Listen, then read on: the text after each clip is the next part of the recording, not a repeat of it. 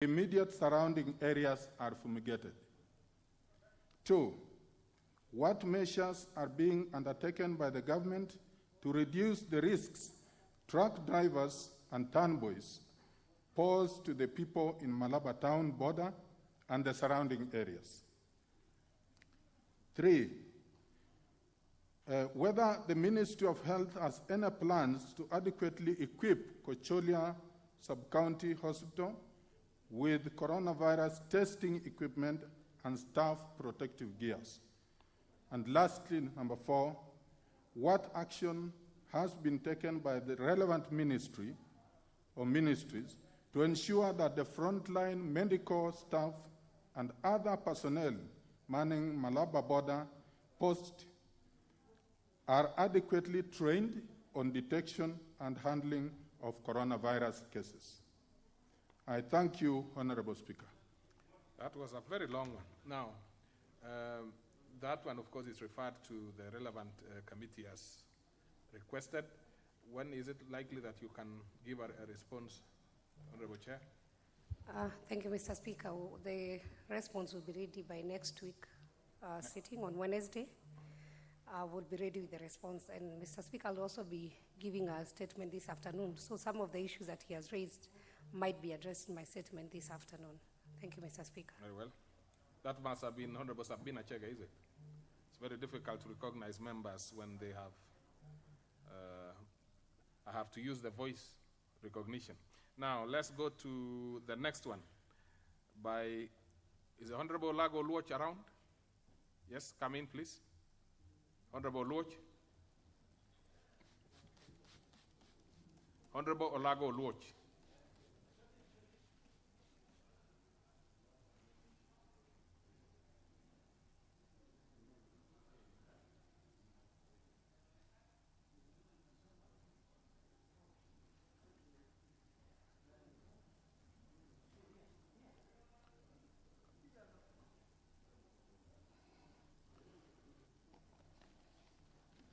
Yes, proceed, Honorable Luoch. Sorry, Aluoch. Thank you, Mr. Speaker. It is Aluoch. Mr. Speaker, I rise to seek a statement regarding the failure of the Cabinet Secretary for Information and Communication Technology to gazette the Media Complaints Commission under Section 27 of the Media Council Act. Mr. Speaker, pursuant to Standing Order number 44, sub 2, sub C, I wish to request for a statement from the chairperson of the Departmental Committee on Communication, Information and Innovation regarding the failure of the Cabinet Secretary of the Ministry of Information and Communication Technology to gazette members of the Media Complaints Commission after the term of the previous commission expired on the 6th of September 2019. Mr. Speaker, Section 6.1, subsection C of the Media Council Act provides that one of the functions of this commission is to facilitate the resolution of disputes between government and the media, public and the media, and intra-media. This function is performed by the Media Complaints Commission, treated under Section 27 of the Act.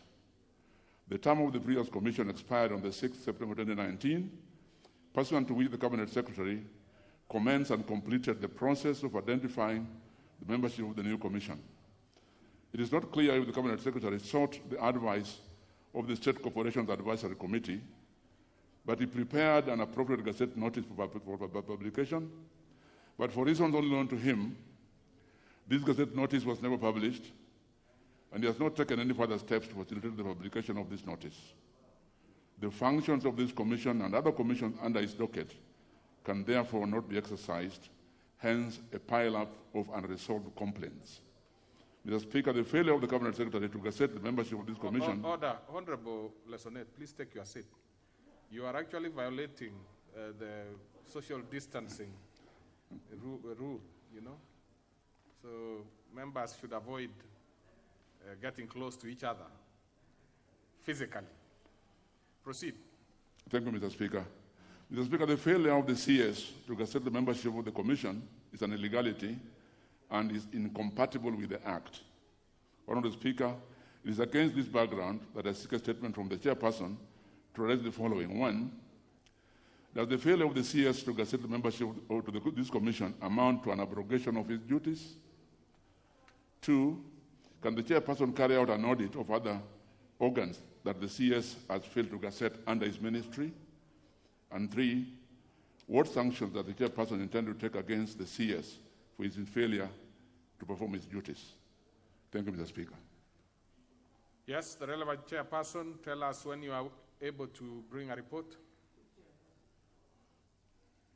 Information, communication, that must and be technology. Honorable Kisang. Is he in the House? Okay, Leader of Majority on his behalf. Next Wednesday afternoon. Next Wednesday, perfect.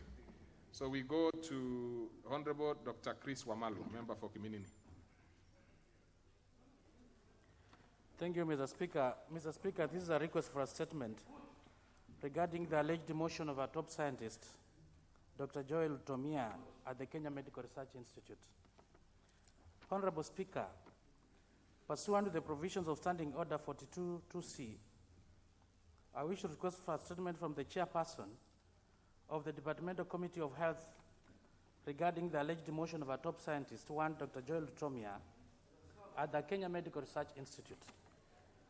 Honorable Speaker, Dr. Tomia has been serving as the director of the Center for Virus Research, as well as the chairman of the Rapid Response Unit at KEMRI, which is currently the institution with the largest testing capacity and a top research facility for coronavirus in the country. Dr. Tomia, with over 40 years of service and one of the top epidemiologists in the institution, was demoted for purportedly failing to submit coronavirus results on time to the ministry before one of the daily briefings. This is a matter, Mr. Speaker, of great concern, owing to the need to retain experienced medical professionals in the ongoing fight against coronavirus. John held on the following. One, what disciplinary procedures were instituted against Dr. Lutomia before his dismissal? Two, what is the fate of Dr. Lutomia following his demotion, given the shortage of experienced medical personnel in the fight against coronavirus? Three, could the ministry confirm whether the reason for the alleged delay in the submission of coronavirus results was ever established and indicate what it was? Four, could the ministry consider the reversing its decision and reinstate Dr. Lutomia to his previous position as the director of the Center for Virus Research in view of his expertise? Four, what measures has the ministry put in place to ensure the staff working at the Research Institute are protected from contracting the coronavirus? I humbly request for ventilation, Mr. Speaker, on this matter. Thank you, Mr. Speaker. What did you say? I humbly... What is the reason for that? Because I thought... Mr. Speaker, so all these people in who are line put with there... in line with your standing order number 1 is at your discretion. This is a matter of national importance, and it's at your discretion, Mr. Speaker. Even these other ones who are very important, the only thing... But they never requested. I have requested. Okay. Thank you. Okay. What is it, Honorable Duale? Then I can maybe give 2 members only. No, Chair, we have agreed. We have agreed what the Honorable Wamalwa is saying, that when we are going to deal this afternoon with the motion on COVID-19 pandemic, that will give members an opportunity to discuss even on this matter. But, Mr. Speaker, if you read, unless you use standing order number 1, if you read the standing orders, you cannot comment on a statement. So this was discussed in House Business. So because we are going to have this afternoon, and Honorable Wamalwa is my good friend, even me, I want to speak at that time on this matter. Maybe what I could do, yes, what is it, Honorable Wamalwa? Discretion. Of course, I do agree with the Honorable Leader, but I've requested. The other colleagues never requested, Mr. Speaker, because... Well, I see, first of all, let me be clear. Honorable Robert Mbui, what is it that you want to... Yeah. Is it on this one? Honorable Sheikh? Yes. No, I mean, we cannot open it up. The only thing that we could do is for members to add, in addition to what probably they would want, not to discuss, because you'll have an opportunity in the afternoon to discuss. It's not even a comment. There might be something that probably you think somebody should have added. I mean, a supplementary, yes. So what is it, the leader of minority? I would have... Mr. Speaker, in fact, you've just taken words from my mouth. What I wanted to say is, I remember in the past, the Speaker used to allow members to make further supplementary request for statement. Like if a statement has been sought, and then I feel that there's part of it that has not been brought out by the person seeking for the statement, then you can add.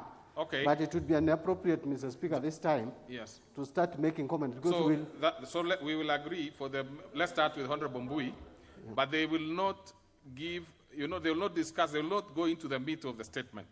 They will be probably making a supplementary thought that probably the committee should be able to put in, to take into consideration. So, yeah, thank you, Mr. Speaker. Mr. Speaker, I would only like to add onto his statement and say that we are dealing with very tough times, Mr. Speaker, and therefore I would urge the minister to be very careful how he's handling the scientists that are dealing with issues of this coronavirus. So basically, this would be the wrong time for any demotions, transfers, especially because some of these people are highly experienced. Thank you, Speaker. Honorable Ashiali, though you ended up discussing it rather than making a contribution to Thank you, Honorable Speaker. Let me first of all admit that Dr. Lutomia comes from my constituency, and I wanted to compliment and supplement what Honorable Amalwa has requested in the statement, and request that besides what has been raised, I wanted the chair to also add if KEMRI board was involved, because we know KEMRI is a corporation that is run independently, and this decision of sacking Dr. Lutomia, if the board was involved. And two, if the CS gave Dr. Lutomia, an opportunity to defend himself, because under the rule of natural justice, I think it's fair that someone who has served the government the way Dr. Lutomia has done, you give him an opportunity to defend himself, if that was done. Thank you, Speaker. I can see there is a lot of interest in it, but please, we also have to save time. Let's see, Honorable Bunyasi, in just a few seconds, and Honorable Sheikh, and it is over. It will indeed just be a few seconds. I think what I would like, if possible, to have added to that statement would be, what was the instrument of the action to demote as of the time the minister spoke? Was it a sort of fly-by statement? Had there been any written communication as of the time that the minister spoke? Okay, Sheikh, member for Mandera North. Thank you, Honorable Speaker. Of course, I wanted to ventilate, but you've given direction. Nevertheless, I also wanted to ask in such a way that when the minister is given his daily briefings, we need, as Kenyans, to be told not only cases, but status of these cases. Are they hospitalized? What is the status? Because we only hear about number of cases. Yours is completely off, Honorable member for Mandera North, because this is on a specific individual, but you are talking about the issue of COVID, which will be, you'll have an opportunity in the afternoon. Honorable Speaker, you know, the reason for that demotion is about delay of results. Okay. Certainly, Makes sense. It adds up. I agree with you. So, the chairperson, what do you have to say?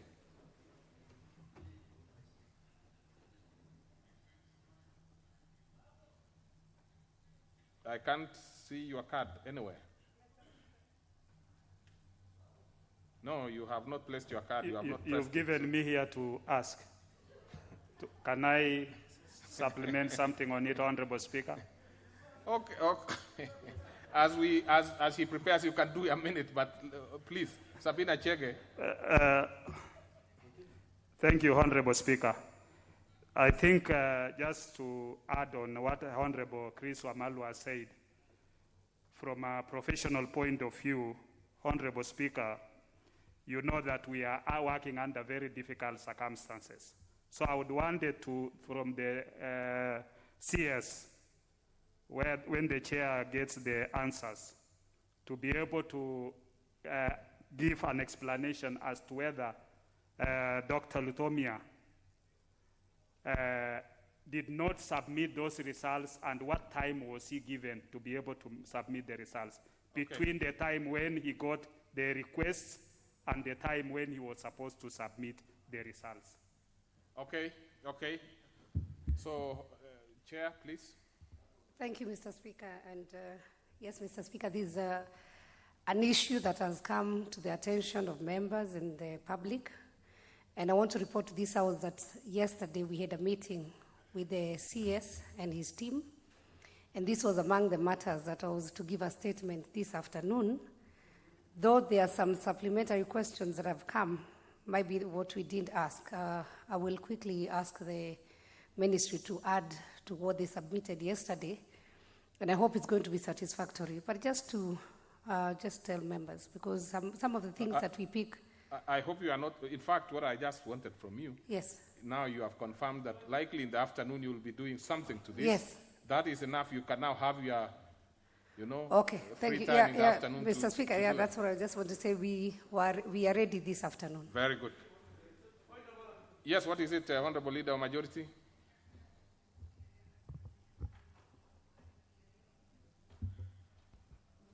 Under COVID situation, we must follow the procedures of this House. This statement has been sought this morning.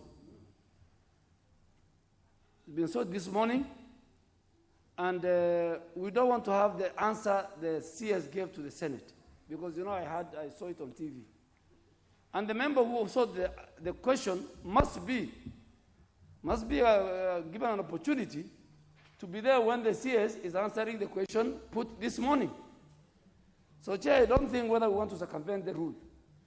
Whether the Chair and the committee ask the Minister this question is not here or there. This matter came this morning. So I think the best thing is the Chair, if she will do it today, before 2:30 is okay.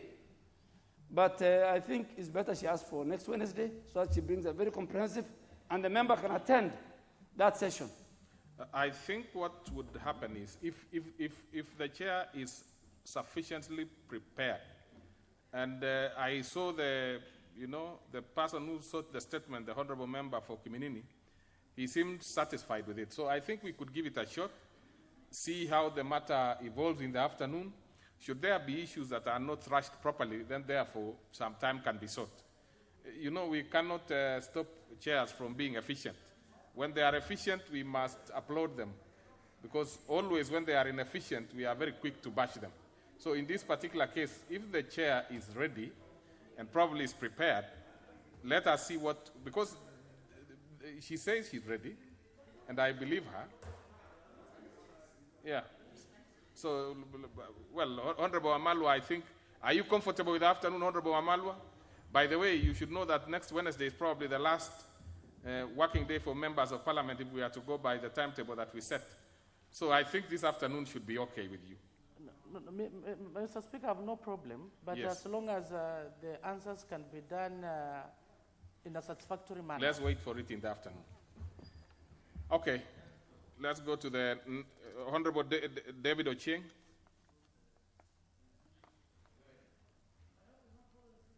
This is also another issue on almost the same thing. Let's see. No. Mr. Speaker, I'm being told to ask about the burial, but that was already answered satisfactorily last week. Today I want something else, Mr. Speaker. Mr. Speaker, pursuant to Standing Order 44.2c, I wish to request for a statement from the chairperson, the Manual Committee on Administration and National Security, regarding violations of human rights in the country during pandemic period, the period of coronavirus pandemic. Honorable Speaker, following the outbreak of the coronavirus disease, commonly referred to as COVID-19 worldwide, and the declaration of World Health Organization of the outbreak as a pandemic, Kenya has given the police force heightened public order powers to implement restrictions for management of COVID-19. These rules are contained in the Public Order Act and give police unprecedented powers of detention, arrest, and fining.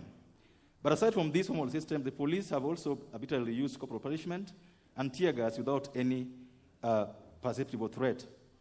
It's against this background, Mr. Speaker, that I seek a statement from the chairperson, the Committee on Administration and National Security, to address the following issues.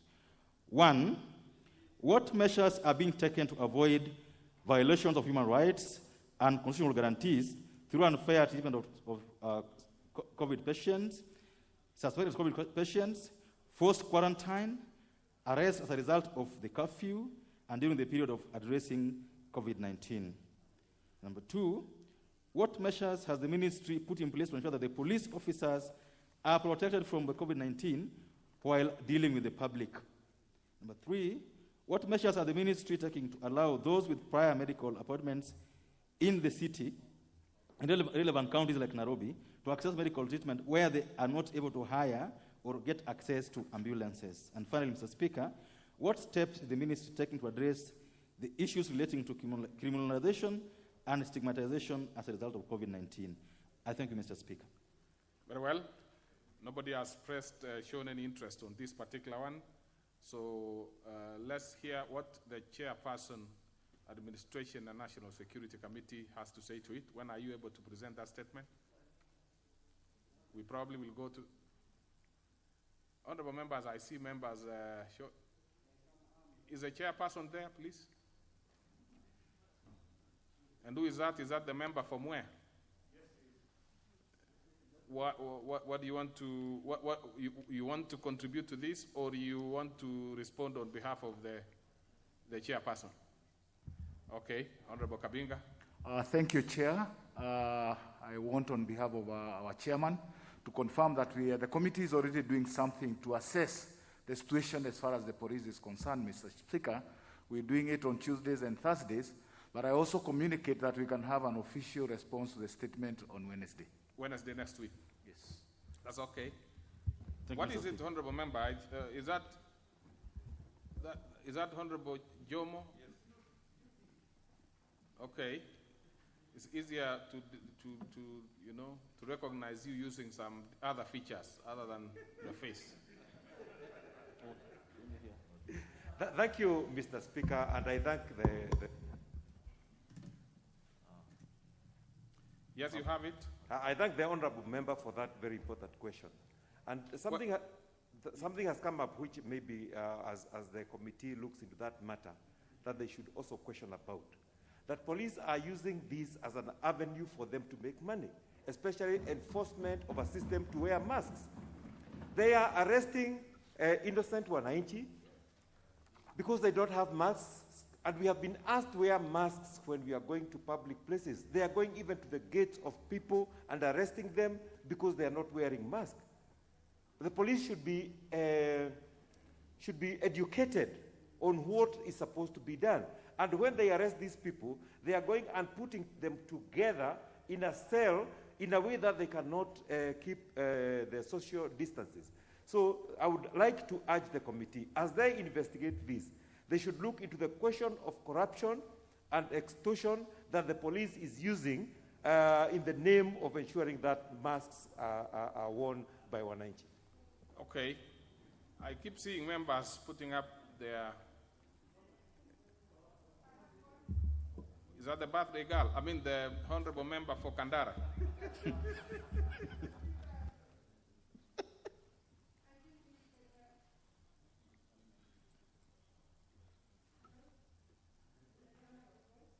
Yes, you have it.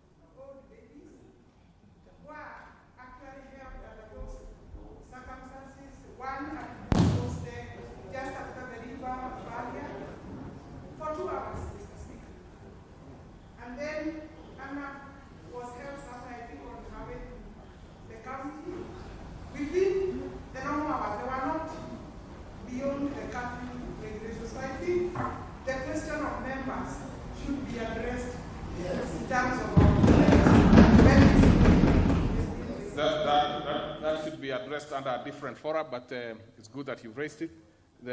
What is it, Honorable Commissioner?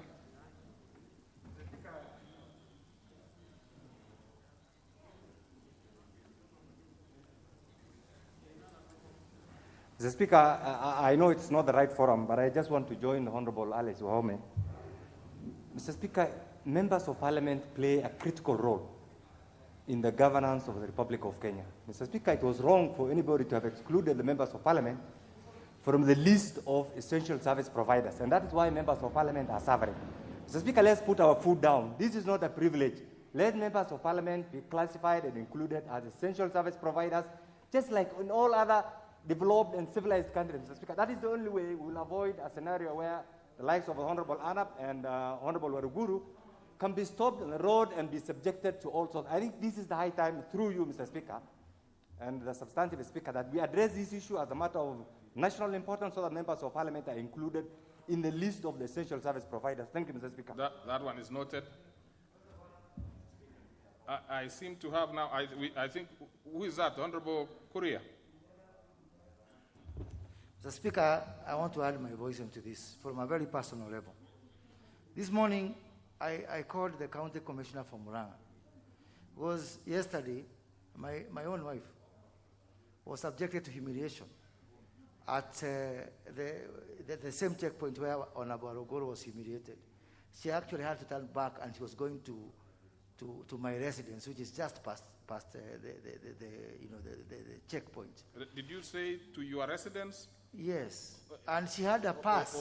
Or to her home?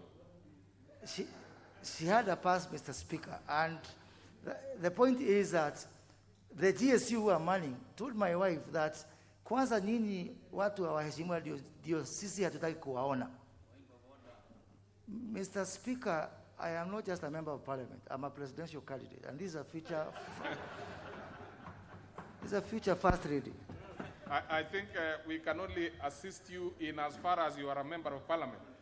But in your other capacity as a presidential candidate, you probably need to negotiate with the IBC. No, Mr. Speaker, I'm just wondering if they would treat a potential first lady in this way. What about mere mortals like a member for Kandera? Okay, you are hard.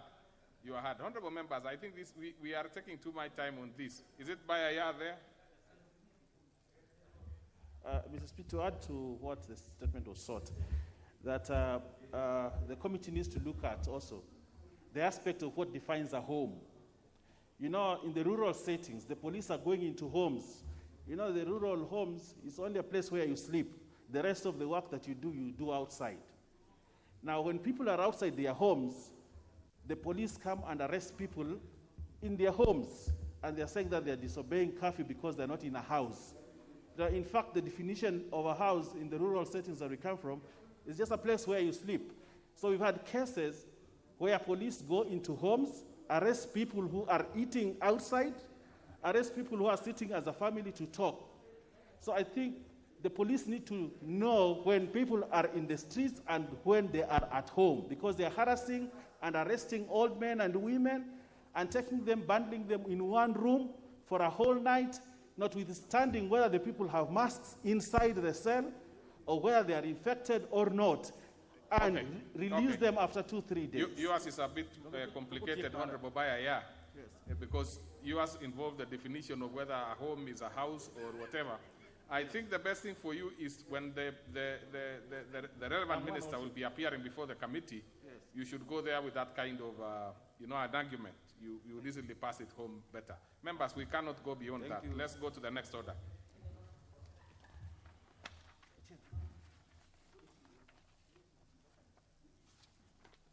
Next order. Order number 8, procedural motion, reduction of publication period for a specified bill. Is that the chairperson? What is your point of order, Honorable Pukose? Thank you, Honorable Speaker. I'm standing here on a point of order, Mr. Speaker. Currently, as we face the challenges of the COVID-19, there is a bill that is pending before the Committee of Health on Kenya Food and Drugs Authority. Honorable Speaker, In the US or European Union, it is the FDA that looks into issues of authorization in terms of the new protocols, in terms of treatment, and even when we come to the use of the vaccines. In the recent media, you've heard of UK Oxford University stating very clearly that there is an intention to even bring in the vaccination trial vaccines for the COVID-19. This bill, Honorable Speaker, on Kenya Food and Drugs Authority... I want you to raise the issue so that we can refer to the chair. But you're already debating, Honorable Bukosa, and you know it. This bill, Honorable Speaker, is a bill that will be able to give us some of the framework. So what do you want with the bill? The bill has been hanging so long, Honorable Speaker. And there is no report that has been tabled here. I've approached the House leadership to ask them in terms of how can they be able to prioritize that bill. Nothing has been forthcoming. And Mr. Speaker, our role is legislators. As legislators, if we don't legislate on issues that are affecting this country, then we'll be failing our duties. I think you have put your point. Now, is that the position the chair held, and what are you likely to do with it? We keep having a problem because we don't seem to have a card. Thank you, Mr. Speaker, and I would actually ask the people managing these things to look at my report because it's not working. But Mr. Speaker, yes, we have had that bill for some time. We have had discussion with the honorable member. It's a very important bill. We had discussion with the stakeholders. It had a lot of interest, and it was suspended for 3 months to allow the honorable member and the ministry to agree on a few things that had been raised by the stakeholders. Unfortunately, the COVID came, and we have not managed to meet. I will fast track it, Mr. Speaker, to make sure that we are back on track. Okay. Thank you. Okay, so let's have, is it the chairperson, Budget and Appropriation Committee moving this bill? Moving this, I thought that should be the leader of majority. The order number 8, the reduction of publication period for a specified bill. Is it the leader of majority or Honorable Ishungwa, who seems to be very busy? Honorable Ishungwa, don't get confused at all. Please just proceed and move this particular thing, this bill. Please, I understand the situation you are in.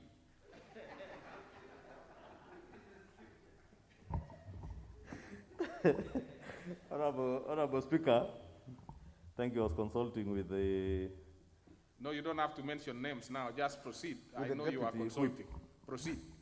Honorable Speaker, I beg to move the procedural motion that, notwithstanding the provisions of Standing Order 120, this House resolves to reduce the publication period of the Supplementary Appropriation Bill, National Assembly Bill number 9 of 2020, from 7 days to 2 days. Honorable Speaker, as members are aware, this bill was published at the end of last week, following adoption of the report by the House last week on Wednesday. And considering, Honorable Speaker, as you rightly mentioned, if we are to proceed on the working recess of the month of May to work on the annual estimates, Honorable Speaker, we will need to approve this, have this debated, the appropriations bill debated and hopefully approved, considering also the number of sittings we have in a week, hopefully today, to have the second reading this later this morning and also the third reading this afternoon. Honorable Speaker, the Supplementary Appropriations Bill, as you're aware, from the report that we tabled and debated last week, has a number of things that would immensely help the country in terms of COVID mitigation measures, financing of COVID-related expenditure in the Ministry of Health and other departments, including security, Honorable Speaker. And more instructively, Honorable Speaker, even things that will help cushion Kenyans against the negative effects of COVID to the economy, specifically, Honorable Speaker, and that is why the Deputy Whip was consulting on the issue of pending bills. Honorable Speaker, you remember mid last year, His Excellency the President directed that all pending bills that were owed to suppliers and contractors in government be settled. And amongst the issues, Honorable Speaker, that you have seen being canvassed in the media, Honorable Speaker, is the issue of spending of 40 billion shillings what was reported to be money that had been spent. But it's important, Honorable